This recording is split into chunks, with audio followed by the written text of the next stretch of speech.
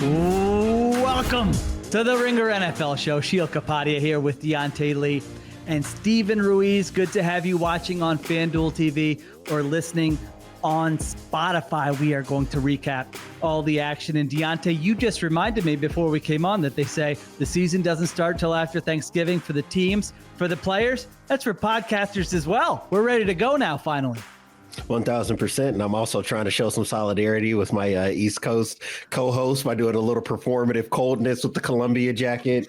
I've got my apple cider here to enjoy as we're podcasting as well. So coming off of the Sunday Night Football game, I'm trying to show, at least a little bit of alignment with what you guys are going through. He's appropriating culture. I would never experience this over here. In his 65-degree weather, he's over there and is bundled up and drinking hot beverages. There you go. Deontay's in San Diego, jacket on, drinking hot cider. Ruiz and I are on the East Coast. But you know what? I like the chill in the air because it means we are getting to the stretch run of football season. The playoff picture is clearing up a little bit. The contenders, the pretenders, all that stuff. We're going to get to all of it. But you know how we start the show. Every week we go through lessons. What did we learn this week? It's week 13. Steven Ruiz, you are up first. What did you learn? All right, we're going to have to have a conversation about Justin Tucker. I know the Ravens don't want to have it. I know John Harbaugh is saying it wouldn't be wise to move on from Justin Tucker, but he missed 2 kicks in this game, 2 field goals in this game. He missed an extra point in a game that ends up being decided by 5. I think the score is a little deceiving there. It was garbage time when the Ravens cut it down to a 5-point lead, but that's Tucker's 8th missed field goal on the season. That's more than he's missed in any other season going back to his rookie year. And he's cost the Ravens 61% in terms of win probability over the season. He cost them 28% of win probability in this game alone. And for a team that we've seen start to show cracks on the offensive side, I still think this is the best offense in the league. I think Lamar Jackson has been the best quarterback in the league this year, although Josh Allen is threatening him for that title. But we've also seen cracks on the defensive side. I don't know if this team has the margin for error to survive a kicking performance this bad. And it's not like Justin Tucker has gone from the best kicker of all time to a mediocre or slightly above average kicker. He is like the worst kicker in the NFL right now. He's missed more kicks than anybody in the NFL. And then going back to last year, he's 1 for 5 from 50 yards out. So the signs were there. I think there are signs that he is regressing, and I don't think we can chalk this up to a rough patch that the Ravens are going to get over and that Tucker's going to get over. This is a serious problem.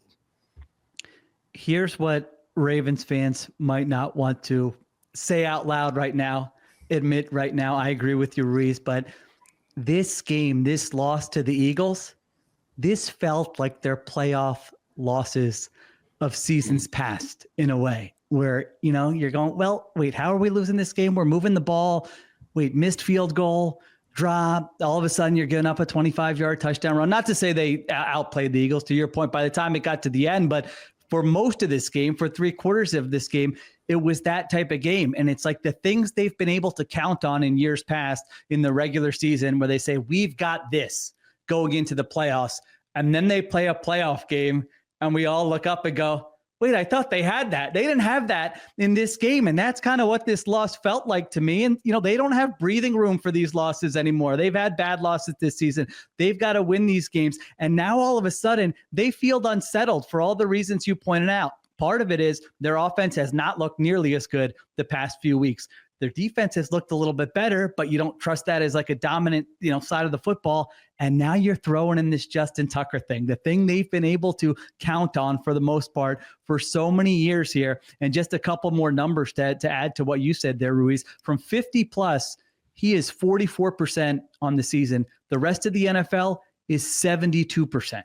He is 63% from 40 to 49 yards. The rest of the NFL is 75%. So when he attempts a field goal of 40 yards or more, it's almost a coin flip. He's 53% on those this year. And like you said, they're a very good team. I think we all believe they're a Super Bowl contender, but they're not like a juggernaut. Like they're not going to go into the playoffs as the favorite. They might have to go on the road in the playoffs. And so you can't have this added to your team at this point, and it's not just right now, it's going on all season, Diante, but I don't know what the fix is. Is there a fix, or is this something they just have to live with?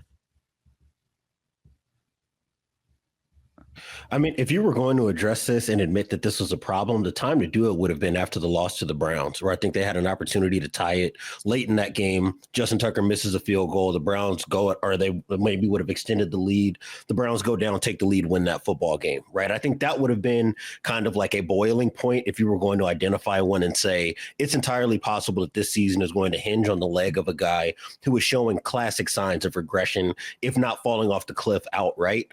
I think that to keep him now, you look up, you've got a month left in the season. What are the answers? You know, there really aren't many left, which leaves them, I think, in probably as precarious a position you can be in. And Sheil, I love the way that you teed that up, talking about their playoff losses in the past, because you watch in the first half and it's like, okay, they're connecting with Zay Flowers. You know, they're not necessarily popping big explosive runs, but you can see Derrick Henry's pretty effective as a hammer trying to keep them on schedule. Lamar Jackson is able to extend. Obviously, you get that incredible touchdown pass to Mark Andrews where he snatches it out the sky after Lamar extends. And that was preceded by another play where he rolls out to his left, buys some time, throws the ball deep, and connects with the Rashad Bateman, I think. And you're thinking, all right, this is the Ravens offense we've been watching when it's at its best. It's a machine. Even when things seem like it's going wrong for them, they always have number 8 to be able to, you know, solve problems for them. And they were playing extremely well defensively to start this game. And then you just look at the way that the margin for error just shrinks on this team because it beats itself. And this week it was in the kicking game. It was in the special teams game. And I think that when you're talking about how they play against contenders, which is really all that matters for this team for the rest of the season, who's to say that they're not going to cost themselves a game against the Texans, a team that they should be able to dominate wire to wire based on how the two teams are playing, because something goes wrong in a special teams game, or this team has another bad penalty outing. And that has just been the story of this season for this team. And we've continued to try to give them credit for being as talented as they are and trying to solve some of their problems on the fly. But similar to how we've talked about the Chiefs, there just comes a certain point where you have to acknowledge the fact that this team is going to cause itself its own problems, and the kind of problems they cause themselves could very well be the season-ending variety. Yeah, it really could. I mean, you like you said, we're 13 weeks in now, and how many times are we going to have these types of like their A game? There's no doubt their A game. They can beat any team in the NFL, but it feels more unset. You know, right now is when you kind of want to be peaking or have an upward, you know, trajectory, and right now they feel as unsettled as ever. I mean, I mentioned the offensive stuff. Their 2 worst offensive performances based on success rate have come in the last 3 weeks. I thought today Lamar Jackson had to put the cape on way too many times. We've had this conversation, I feel like 100 times this season, where the best version of this Ravens offense is when, hey, they're doing a lot of stuff in structure. Todd Monken's scheme is working. But if Lamar Jackson needs to, you know, be creative, he can do that. A lot of today, I thought, was Lamar Jackson needing to be creative. The scheme was not necessarily working for him today. You have that. You have safety Marcus Williams was a healthy scratch today. Deontay Johnson, who they traded for, did not get in the football game. And now you have the Tucker thing. So I don't know, Ruiz, what is your sort of state of the Ravens at this point in the season? Am I painting too bleak of a picture, or do you have some concerns? No, I do have concerns. Like, I'm not as confident that this team is going to reach the AFC title game as I was if you asked me 2 weeks ago. And I think this game was the first time that we really saw Lamar try to put on the cape and struggle to do so too. I mean, it was still a positive day for him overall. Like, I think he finished with a positive EPA. He's only finished with a negative EPA like twice this whole season, or maybe even one time this whole season. But I thought this performance for the offense was about negative plays and their inability to avoid them. Even Lamar Jackson, who we've been talking about, he just doesn't get sacked this year. He was sacked 3 times this year. It was the second highest sack rate of the season. And it just seemed like the Eagles' rush plan wasn't necessarily to like collapse the pocket and get those quick sacks. It was to keep them caged inside the pocket and just tighten it, not give them those exit lanes. And I thought they did a better job than any other defense I've seen this year in terms of keeping him in the pocket and not letting him turn into a scrambler.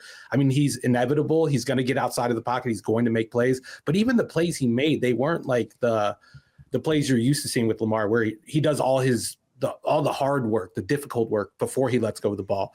These plays, he had to escape for his life, and then he's still throwing 50-50 balls to Mark Andrews, who's making an amazing catch over defenders. Nothing was easy about this game. And I think the more we see that, the more the cracks are going to show up, the more we're going to realize that this receiving core still isn't where it needs to be if this team's going to win a Super Bowl or win a Super Bowl convincingly. I still think they have the talent on the roster. The defense did look better, and I think that's the silver lining you could take away from this game is this defense defense is starting to shore up some of those mistakes we've been harping on all season. We didn't see really an explosive play downfield too often. We saw A.J. Brown kind of break a tackle and create an explosive play, but it wasn't the coverage bust we're used to seeing. So I do think there's something positive to take away from this, but we saw the floor of this offense, and I think the floor is a little lower than we realized coming into this week. Yeah. You know what? I think that to Steven's point, one of my favorite shots from the production crew was a 4th and 8 that they ended up not converting that effectively ended the game. And you saw Tony Romo kind of note just what the zone shell looked like on the back end before Tristan McCollum got his hands on that pass to break it up and ultimately finish the game for the Eagles on defense. And that's what I think the success was for Vic Fangio and the defense on that end. And I think that that's what painted the problems for the Ravens offense. This is not necessarily the way that they lost to the Chiefs in the AFC Championship game where guys couldn't separate from tight coverage. This was more so Vic Fangio, I think, trusting that, hey, our guys have a good enough understanding of where these routes are going to be breaking, that if we're in the windows, these are not guys who are going to make those tier 1 plays over the top of our defenders. They're not going to win at the catch point more often than we will. And I thought that that's what played out. I thought that, again, in the first quarter, when Lamar was playing at his best and he was, able to extend and push the ball downfield, and we saw more coverage breakdowns from Philadelphia, that to me ended up being more of the outlier on a down-to-down basis. And that's not necessarily what I expected based on the way that this game started. And this is all to give credit to the Eagles before we even interface with what they did in the second half with Saquon Barkley in the run game. And that was ultimately what ended up being the back-breaking factor in this game. Yeah, no, it's well said. Let's take a break. We come back and we're going to talk a little bit more about the Eagles side of this game, because this was one of the biggest games of the season. What did we learn about that football team?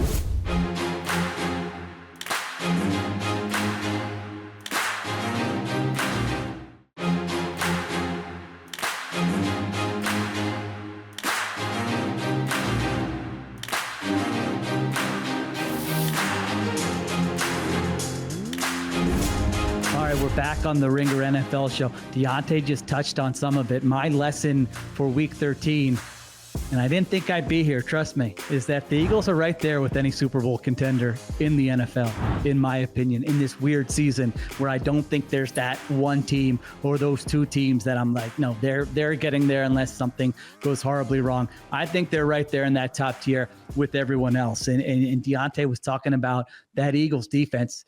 And that's where it starts for me. And I again, this is not something I thought was even in the range of possibilities when we went into the season.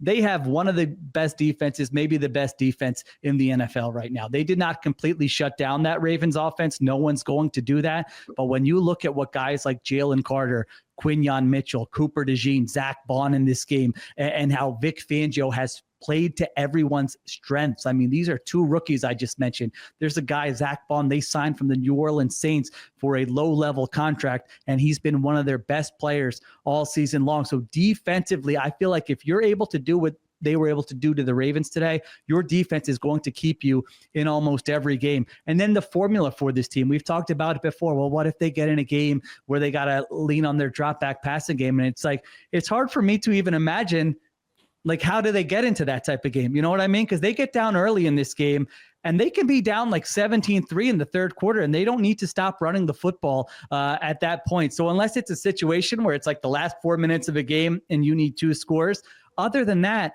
they can kind of play their style of play, and their offensive line is their star. They're able to outlast every other team. Saquon Barkley has more rushing yards in the fourth quarter than any other team in the NFL. So they're just really well positioned right now. It's different than what we talked about with the Ravens, where it feels like the Eagles have found their identity after a very shaky first 5 weeks of the season. They're relatively healthy. They want to run the football. They want to lean on their offensive line, and their defense, again, is one of the best in the NFL. So Diante, I'm putting them right there with any team as a Super Bowl contender right now. I'm with you 100%. And, I know that you're not the Eagles fan that I am, right? Like, but this was probably the first time really watching this game. I would say maybe some of Sunday night last week played into this as well, where I kind of had like a sinking feeling of like, oh man, they're going to kind of force me to believe that this team can go win a Super Bowl. It's much more comfortable as a fan when you think like, we'll be good. And maybe we land there, you might fall backwards into a Super Bowl. This team looks very, very similar, maybe not the same play style wise, but it feels very similar to what it was in the back half of the 2022 season, where you look up and you say, oh, this team's got a recipe teams cannot knock them off of playing the game that they want to play. And they were able to come out in the second half and just dictate the terms at the line of scrimmage in a way that I didn't think they'd be able to do against the Ravens defensive front that's been able to control the run game against most of the teams they played. And then on the other side of the ball, and we talked about this when we were focusing on the Ravens, I thought that they did a great job of just being disciplined in their rush lanes. They didn't do what Cincinnati did earlier this year, where it was like, we're just throwing everything against the wall and just hoping that the Ravens make a mistake. It wasn't, making high risk, high reward types of exchanges in terms of play calls. I think that in the first half, they kind of realized what the Ravens were trying to do to dictate personnel. They made some adjustments in their play calling. I thought Vic Fangio did a great job of making sure that Cooper DeJean was on the field and near the ball. And that's the best way that they play. And they were able to take away a lot of running lanes and passing windows because they have these guys that have great, change of direction ability and are good, open field tacklers. And they made sure those guys were in position to make those plays. And they did. So just from a top to bottom, in terms of all the things that we were maybe complaining about the Eagles not doing well in the beginning of the season, in terms of managing game situations, in terms of executing in high leverage situations, this team is 100% that. That's how they're winning games now. And I think that change and that improvement over the last, 5 or 6 weeks is a big reason why I'm such a believer in this team right now.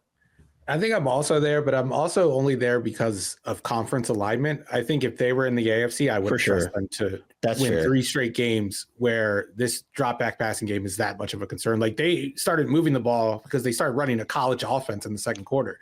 We're just going to call RPOs. We're going to call drag routes against man coverage. You're at a certain point, a team is going to make you drop back and pass the football. Now, in the NFC, every other contender has a similar issue going on. Like, we've seen Detroit kind of struggle when they have to play left-handed. They can't play on the front foot. And, of course, Minnesota is going to be that situation is going to be precarious for them with Sam Darnold, who was itching to throw an interception in this game again, but managed not to against Arizona. So there are questions that are just as strong for every other NFC contender that you could apply to Philly, but none of them have a defense that I've seen do this to a top level opponent yet. And that has to make them the number one team in the NFC right now, in my opinion. And I think that some of their strengths on offense are a little more reliable just because you have Saquon Barkley as an outlet, as a runner, as a pass catcher. And like Sheil said, like, even when you fall behind in the game script, it doesn't matter. It kind of reminds me of those like early Legion of Boom Seattle teams, like that comeback against the Packers. And I think it was the 2014 NFC Championship game. That was on the back of Marshawn Lynch. Like, they were down by 3 scores and they just kept running the football and kept getting explosives on the ground. And then they eventually get back in that game. I feel like the Eagles have a similar setup with their defense. I don't think it's quite the Legion of Boom defense, but it's like Sheil said, it might be the best in the NFL right now. And this run game is amazing. We haven't really seen something quite like it in terms of down to down stability, plus that potential for explosives on any time Barkley gets the ball. Yeah, it's they had 112 yards net passing today in the year 2024. I looked up, I'm like, how many teams have won a game this year with such few passing yards? There's been 9 examples of it in the NFL this season, and 2 are by the Eagles.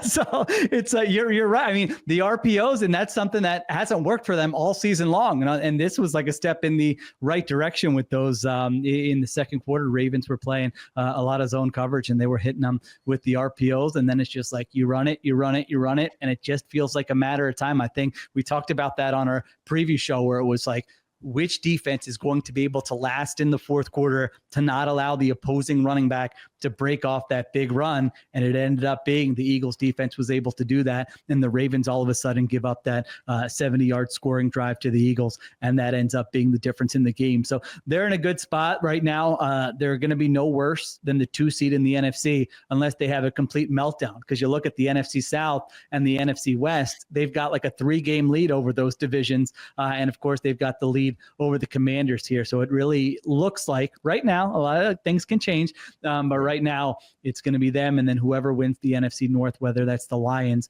or someone else. And their remaining schedule, I mean, they finished the season with the Giants and the Cowboys the last 2 weeks. They've still got the Panthers on the schedule. So anything can happen. Panthers fans, don't get mad. I know, much more competitive team than you were a month ago, but Eagles are 12.5-point favorites in that game next week. And then you look at the Lions schedule, and it's a lot tougher than what the Eagles have left here. So we'll see. This is a week-to-week league, as we're learning with these conversations about the Ravens and the Eagles, but they've got to be thrilled with getting these victories back-to-back weeks. You go to Los Angeles, you beat the Rams, and then you go to Baltimore, you beat the Ravens, and now you get the easier part of your schedule, and you've won 8 in a row. All right, we take a break. We come back. We learn what Diante learned. What lesson did Diante learn in week 13?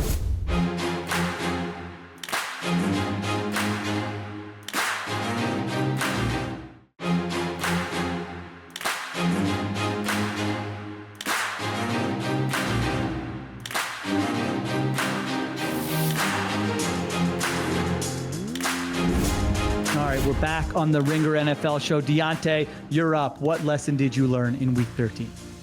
Is that Kansas City better go undefeated the rest of the way, because if they give home field advantage to the Bills are walking to the Super Bowl. Right now, they look like the best team in the NFL to me. Like, I look at, and obviously, San Francisco's dealing with injury problems. They're kind of limping towards the finish line in a lot of ways, and I think that we'll get to some of the recent updates with some of the injury issues that they're having. But I think that when I was watching the Sunday Night Football game, I had this thought that there are identity wins, right, where a team just kind of plays to what they want to do, and you get to see them, kind of manifest all the play calls, the scheme, the use of personnel. And then to me, there are institutional wins where you can feel from a top-down level that this is what the team was built to do, and they can do it against anybody. And the Bills have done that in their high-profile games of late. Basically, after those losses to Houston and Baltimore, this has just been a team that's leaned on exactly what they've been trying to build this team out to be, and it's been successful. You look at what they did on the ground in the ground game, almost 4.5 yards after contact per rush, season best from them. They averaged 7.5 yards per carry this week.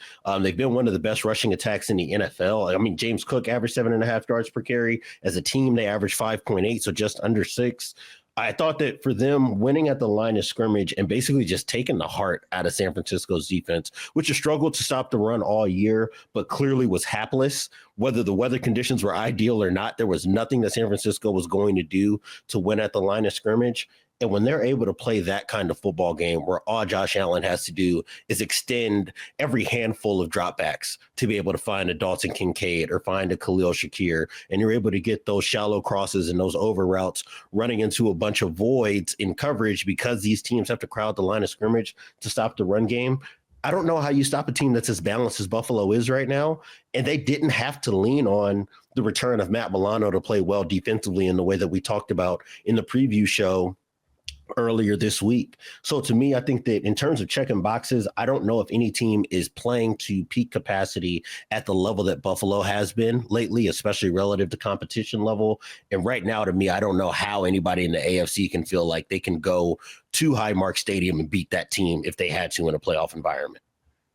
I mean, if I'm Baltimore, I'm still kind of confident I can do it. I still haven't seen Buffalo tackle Derrick Henry in like 5 years. So like that would be the one thing I would cling on to. And I still don't trust the defense. I don't trust the defense against a good quarterback in the playoffs. I need to see it. And I still don't trust the offense it has been a couple of months now that we've seen this team kind of be forced to play in a certain role. And we've seen Josh Allen get forced into hero mode, but I still think that's in this team. And I mean, but you could say that you could point out a flaw with every contender in this league, and not every team has a quarterback that's playing at this level. I think Josh Allen just gives them immunity to like any style of game. They can fit in with any style of game.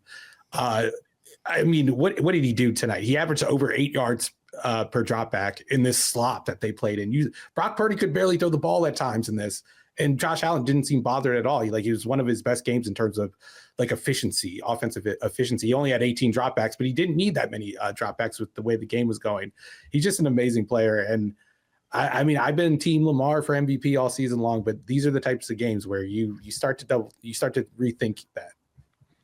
All right, Ruiz. So I feel like we do this exercise. I don't know if it's every week, every few weeks. One team out of the AFC to get to the Super Bowl. You have to choose right now. Who do you got? I mean, I almost have to pick Buffalo by default. You don't have to. I'm sticking with the Ravens. I'm going. All right, yeah. The recency bias. If you feel it's the Ravens, it's the Ravens. I just can't get that game out of my mind from September. And I know it's from September, and these teams are going to be totally different by the time January rolls around. but Derrick Henry won't be different, and he will still be there. Number 8 will still be there, and they'll still have to reckon with that two-headed monster in the backfield. And I don't think, like, even as good as Buffalo's defense has looked, and it's looked a lot better than I thought it would with this like no-name roster, especially on the back end, I don't think it's suited to stopping that style of run game. Diante, are you Bills? I'm Bill. I feel like the last 3 times we've done this, I've been on both. Last time you definitely had Buffalo. the Bills, yeah. Yeah, and I'm sticking with it. Like I said, I mean, the defense to me is just clearing the bar of what it has to be. I would not say that its ceiling is as high as what even Baltimore's can be at its best, right? When they have Kyle Hamilton playing at his best, when Nate Wiggins is playing well on the perimeter, I do think that they just have a level of playmaking on the Ravens defense that the Bills can't match. But I do feel like in terms of just having solid role players everywhere along this defensive front and on the back seven, I think that makes it so much easier on a guy like Von Miller, who was taking a step back from being the dominating force he was a few years ago. But now if he only has to have 5 or 6 quality pass rush reps a game instead of 20 to 25, that's a winning formula for them because they're getting enough from the rest of this defense. Terrell Bernard has been great in Matt Milano's absence, and I'm interested to see how much better Matt Milano can be almost as a force multiplier in terms of their middle of field defense. And I do think that that's going to be necessary, right? I do think that you can get after these safeties. Taylor Rapp has been susceptible to giving up plays downfield, not always the best tackler. DeMar Hamlin can be a bit of a gambler in coverage. He's not always in the right spot, and he's not necessarily a playmaker or, one of the rangy middle of field players. So there are still ways, I think, to take advantage of this team. I just think that the defense reaches the baseline it needs to for what this offense is doing to give them as many bites at the apple as possible to beat most teams in the NFL. And I think that that's just what's been manifested on Sundays over the last few weeks. All right. In the past, when we've done this exercise, I've made sure we're safe and have one person still saying, settle down. By the time we get to January, Patrick Mahomes and the Chiefs will be the team. However, come on, like everybody else, I watched that game on Black Friday, and I cannot do it anymore. No, I cannot hold the mantle for the Kansas City Chiefs. Since 2000, there have been 23 teams who have had 11 wins at this point in the season. None have had a worse point differential than the 2024 Chiefs. They are plus 54 on the season, and yet they are 11-1. I am they can't keep getting. We are all they can't keep getting away with this meme. Maybe they'll figure it out, but I'm coming over to Diante's side. I feel like if I had to pick right now and put, my favorite hat on the line here, I'm going with the Buffalo Bills. I just think they can win different types of games. I hear what you're saying, Ruiz. Ravens took it to them. That was such a rare occurrence to this Bills team. And so I understand it could be matchup based, but I need to see more. Quarterback's playing out of his mind. Offensive line is very good and healthy. They can run the ball in the snow. They can throw the ball 45 times in a dome if they need to do that. And their defense is overachieved. You're right. Would it surprise me if they're in a playoff game and the defense gets lit up? No, because they've had better defenses than this before. And then in a one-game playoff, that defense gets cooked. So I'm with you there. I'm not saying like I feel great about it and they're definitely going to get there, but there are things lining up for them that suggest maybe this is the year the Bills get over the hump with the rest. If this was this Bills team against like a previous version of the Chiefs, then I would still be going with the Chiefs, I think. But this version of the Chiefs, I can't do it. I've seen the Bills beat them, and if they're playing each other tomorrow on a neutral field, or you know what, maybe even an Arrowhead, I might still be tempted to pick the Bills. Yeah, I've seen them get outplayed by Bryce Young, Aiden O'Connell, and Bo Nix in the last month. Like you waste the benefit of the doubt when that's that not happens. Exaggeration. Yeah, they really have. But here's my pitch for the Ravens. So let me ask this: just offense, Buffalo or Baltimore? Which one are you taking? Honestly, you could genuinely flip a coin, and I think I'd be okay with either. I think that's a fair answer. Okay, I think I would say Bills. The numbers would say Ravens. If you're just asking me my feel, no one has a worse gut than me. The gut's always wrong. I'm telling you right now. But my gut says, who would I trust more? I think I would trust the Bills right now. That could be a recency bias, but that's I'm how I feel. leaning Bills as well, Sheil, but this is truly a coin flip for me. I mean, you just saw them like playing in the snow, like literally playing in the snow. Like Josh Allen took a pitch off of a pass and scored a touchdown off of it. Passed and scored a touchdown. So I think there is a little bit of recency bias. Probably. I think the numbers definitely point in Baltimore's favor. Okay, now the other side of the ball, defense. Which one do you take? I'm taking Baltimore. Like since week 9, they are 9th in EPA. They are 3rd in yards per play allowed. They are 4th in first down percentage allowed. They are 8th in success rate. Like they've kind of figured things out outside of the coverage busts and the penalties. Diante said it earlier. They definitely have the higher ceiling. I mean, I think you can make the argument that the Ravens are the sure thing on both sides of the ball. And I'm willing to concede it's a 50-50 proposition on offense, but it's not on defense. All right, let's take a break. We come back. We're playing a little game. If you listened last week, you know what the game is, but we've got 3 new teams to talk about. We'll do that in a minute.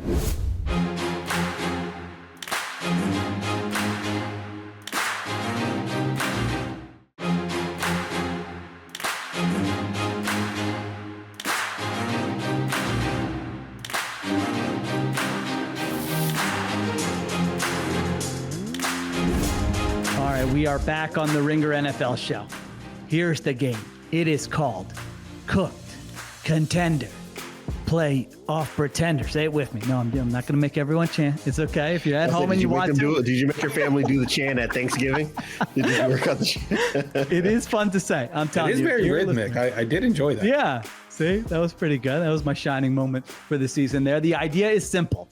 We are focusing on 3 teams that we watched today, and we're going to talk about what do we think of them after what we saw. Cooked means it's over. See you next year. Not happening, not making the playoffs. Contender means you could see you maybe playing on championship weekend.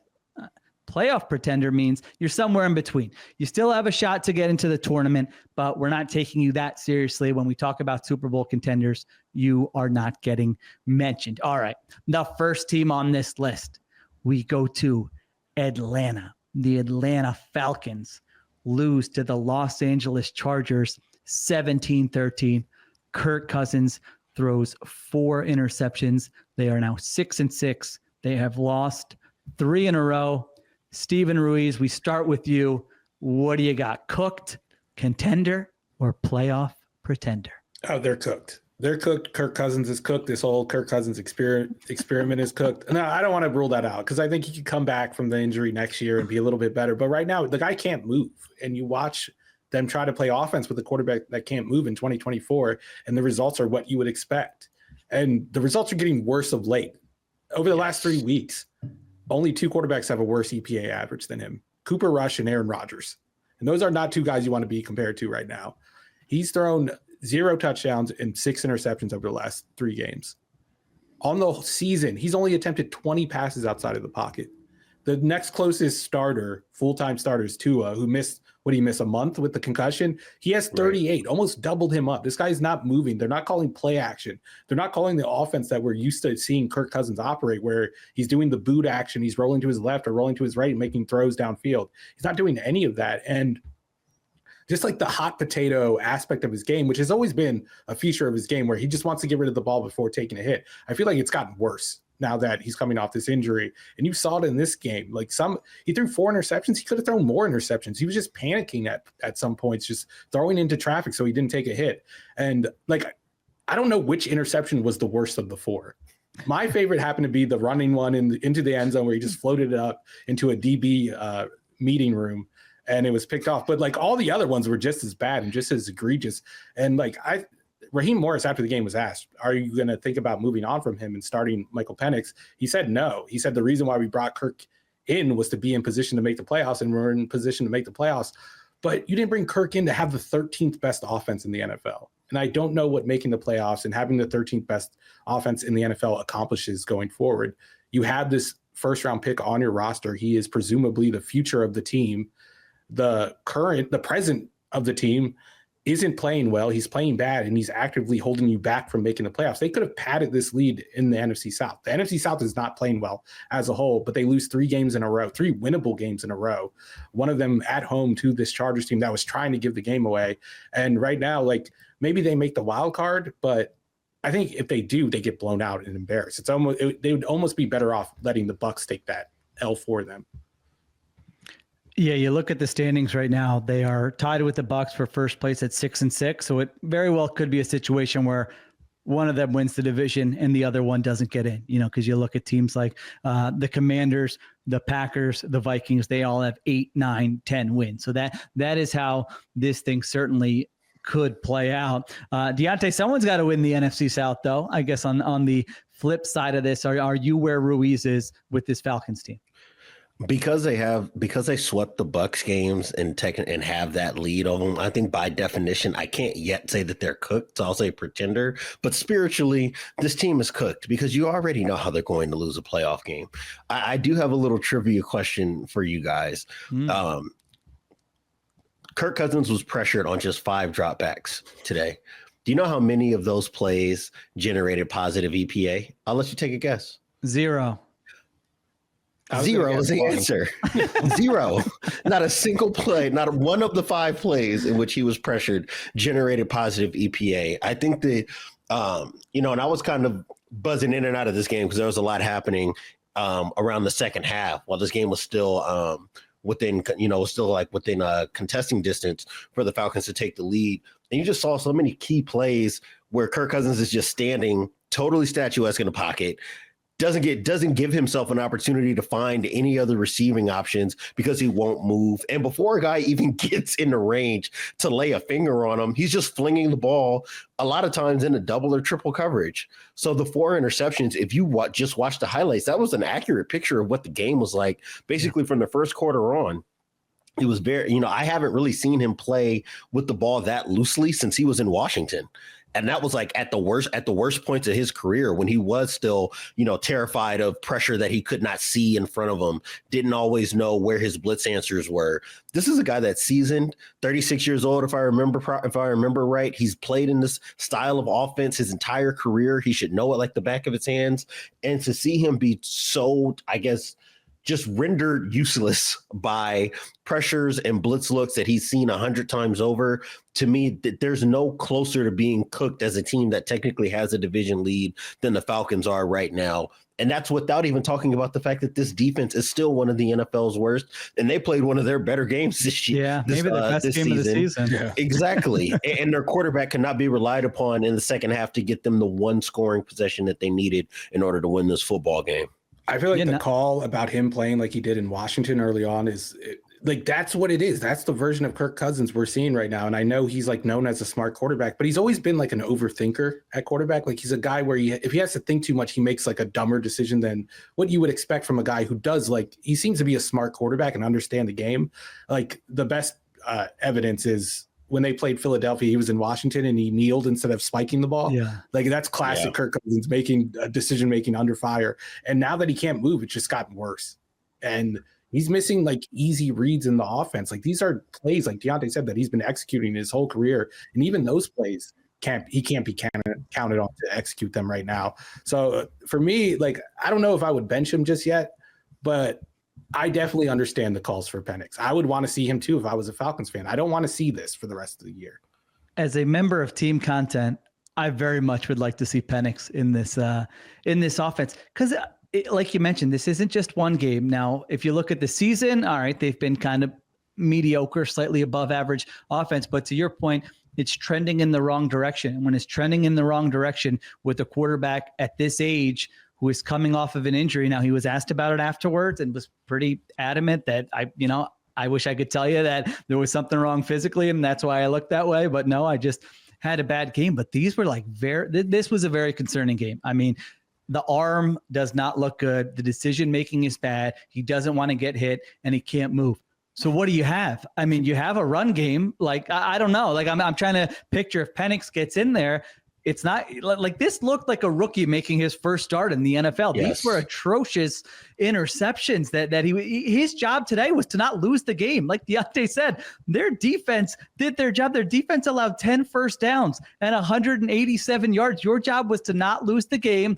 Don't throw that pick six. And he couldn't do that. And so if you're like a teammate of Kirk Cousins, if you're someone in that organization, I don't know what Penix has looked like in practice or anything like that, but I don't think it's like, you're being irrational or impulsive to call for, like, I think there's a rational aspect to moving to Michael Penix and seeing what he has here. So I'm going to say cooked. I started this exercise thinking playoff pretender, but I just wrote last week on theringer.com that the Bucs are winning the NFC South. So if I think that, then I just got to say cooked for the Atlanta Falcons because they paid Kirk Cousins a lot of money.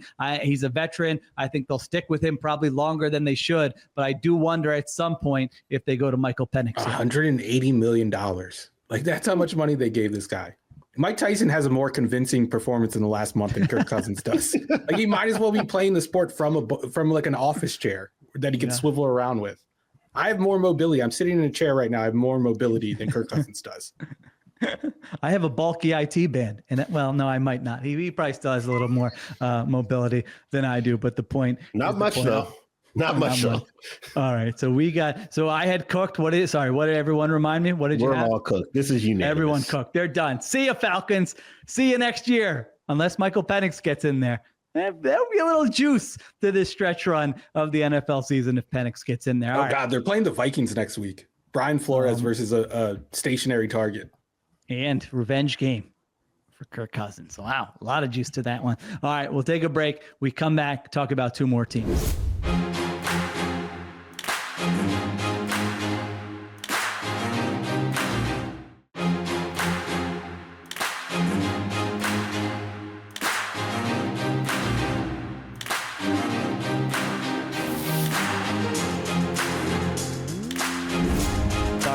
Last team to get to here is the Arizona Cardinals. If any team wishes they could just kind of have their game back from week 13, it might be the Arizona Cardinals. Yeah. They're up 19-6 in Minnesota with 4 minutes left in the third quarter, and then things fall apart for them. They end up losing to the Vikings. They are now 6-6. Tied for second place in the NFC West. They could have kept pace there with the Seattle Seahawks with a win in that game and been 7-5, but now it's all bunched up there in the NFC West. Ruiz, we'll start with you here. The Arizona Cardinals, cooked, contender, or playoff pretender? I'm going to go playoff pretender. I thought they gave this game away, not just with like blowing that lead, but Jonathan Gannon, which is just cowardly decision-making there at the end. You heard Greg Olsen kind of railing against it. Greg Olsen has dealt with that mistake more times than not in Carolina. Ron Rivera was a very big fan of kicking when you're up 3 to extend the lead to 6 instead of just putting the game away or trying to put the game away. The Cardinals were 4 yards away from having a 10-point lead late in this game. Jonathan Gannon said, I wanted them to have to score a touchdown to win, so he kicked the field goal. The Vikings went down, scored a touchdown, and won the game. Do you know what's better than forcing the opponent to score 1 touchdown to win? Forcing them to score twice to win would have been a lot better. And forcing them to drive from the 4-yard line, drive like 60, 70 yards to get into field goal range. That's another element that I think Jonathan Gannon overlooked. Like, the numbers were very adamant. Like, you should go for it in that situation. Try to put the game away because you incentivize the other team to go for the win rather than trying to extend the game, put it into overtime. You're more likely to lose in regulation. And he failed that very easy test. And it's not the first time he's failed that test this year. They've had other instances this year where they've kicked a field goal instead of going for the touchdown in a similar spot. Just last week against Seattle, beginning of the fourth quarter, 4-yard line, 4th and goal again. They're down by 10. Instead of trying to cut into that lead, they take the field goal to get within 7. Seattle comes right back down and answers with the field goal, and they lose the game. The game's over. Like, you can't do that. The margins are too thin in this division, in this playoff race. And for you as the Arizona Cardinals, you can't be affording to give away points and giving away games. And they've done it a couple times this year. And honestly, they've been lucky that the record isn't worse because some of these wins have been on the back of miraculous 4th down conversions. Yeah. No, it's well said. It's an interesting analytics thing to what Ruiz was saying there, that going from 3 to 6 is actually bad. And some coaches are like, all right, I understand. Others are not, because you go up by 6 and now the opposing offense has all 4 downs to go down the field, and they're forced to be aggressive because all that they know, we score a touchdown or we lose the game. Now, if you go for it and you get it, obviously you're probably going to win the game. Your win probability goes through the roof. Even if you don't get it, to Ruiz's point, the opponent is now thinking we're down by 3. We don't have all 4 downs. Let's get into field goal range and force overtime. So it's kind of like not total worst case scenario, but worst case scenario is that they kick a field goal and you go to overtime and you still have a 50% chance to win it. And it was First of all, Greg Olsen, like announcer moment of the year, it reminded me of how far like analytic stuff has come, because he was explaining that in real time during the broadcast in a very clear and concise way. So everybody knows Greg Olsen is awesome, but I thought he had like a fantastic moment for the nerds here today explaining that. And I also like that it played out exactly how he described, because sometimes they describe it and then it doesn't work out and everyone says analytics is ruining football. So that didn't happen here. The Vikings are driving the football. They have a 4th and 5, I think it was, from the Arizona 33. So if they're down by 3, they are kicking the field goal there, and you're going to overtime. They go for it. Darnold gets it, and then they score a touchdown. So you're going to overtime at worst. There was 2 minutes left in the game. If they kick the field goal there, you give Kyler Murray the ball back with a chance to go for it. Yeah. Right. Yeah. Well, and you know what the worst part of it to me is that their play call on 3rd and goal is the exact kind of play call you want if you're going to take a chance on 4th down. Yes. They go with the tunnel screen. You get a bunch of yards with Trey McBride. You're inside the 5-yard line now, which now means that Kyler Murray's legs is a viable way for you to get in the end zone. Even if it's not a design run, just him extending can give you a chance to get the ball in the end zone. We saw that in the New England Indianapolis game with Anthony Richardson, and they're trusting his legs to extend when they needed to in a goal line situation. But to take the field goal there, to your guys' point, that's always my biggest point of contention with these decisions, is just play out what happens if you don't get it. You don't have to give me whether or not you think you'll convert. If you don't get it, this is approaching the 2-minute warning now because the clock is rolling after a completed pass. You take a chance at the end zone. If not, you basically got the 2-minute warning, and now you still have control over the game because, to your point, Sheil, teams are now incentivized to play for the tie instead of play for the win because nobody likes losing in regulation. I don't timeouts too. Exactly. There is nothing to be gained there by going up 6. And I think that for me, like that I love that the conservatism is punished right off the bat for this team, and I think that this speaks to Kevin O'Connell and how well he managed the end of game situation. You look up and it's like, oh, chunk play. And then you get and then you get that high variance 4th down conversion that you need in order to get the ball across the goal line later on in that drive. So to me, I just don't understand why Jonathan Gannon, knowing that the opportunity is there to get a commanding lead over the division, even though all these teams are clustered together, they have tiebreakers over a lot of their competition. This is an opportunity, I think, to really be aggressive there and to not do so and leave the window open for a team like the Rams, for a team like the Seahawks. It may ultimately cost them an opportunity to make the postseason this year. Thank you to everyone watching on FanDuel TV. For more, check us out on Ringer NFL on YouTube, or if you're listening, check us out on Spotify or wherever you get your podcasts.